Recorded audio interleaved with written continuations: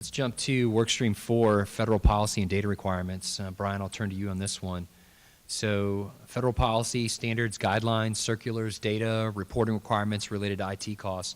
How do you recommend integrating FTAR reporting requirements with other agency reporting requirements? I know you alluded a little bit to this, but here's your chance to really take a deep dive with this one. Thanks, Sean. I appreciate that.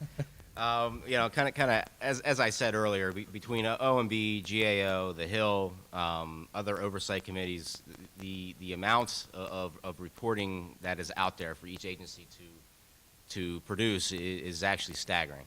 You know, kind of just looking through it, seeing all the information out there, and to me, the big problem with these reports is, and I think Bob had alluded to it a little earlier, you get a call from the Hill from somebody who wants something. Well, one area of your agency handles that. You get a call from OMB, another area of the agency handles that. And what ultimately happens is then there's slightly different data being generated, and you're getting slightly different numbers. I mean, they probably are pretty close, but they're never a match. So, you know, with FTAR and trying to map that to more of a commercial standard type of view of everything, we would hope that doing this would allow for as little duplication of efforts as possible. And again, Bob had alluded to this a little earlier with kind of combining everything into an application area. You know, I think that might be a little advanced for a lot of people, but it's, you know, the Data Act. Well, I'll kind of reference the Data Act, which called for you know, basically a data SME in each agency to understand all the big data and to be part of that reporting. Well, wouldn't it be great for the CIO to have that data SME in their office? So all IT reporting came through one area, and that way you have a holistic view on everything you're doing, and then the CIO is actually controlling the information of IT entering and leaving the agency, as opposed to the budget office, or as opposed to, you know, somebody who is a friend of somebody who got a call from the Hill.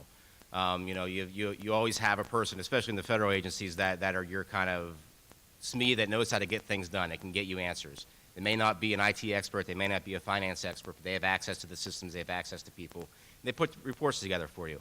But again, like I said earlier, you know, that's different information than what the budget office is generating for your IT spend.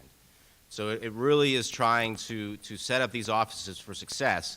We're never going to limit the amount of data calls that are going to be out there, or the number of laws that are going to be passed towards IT.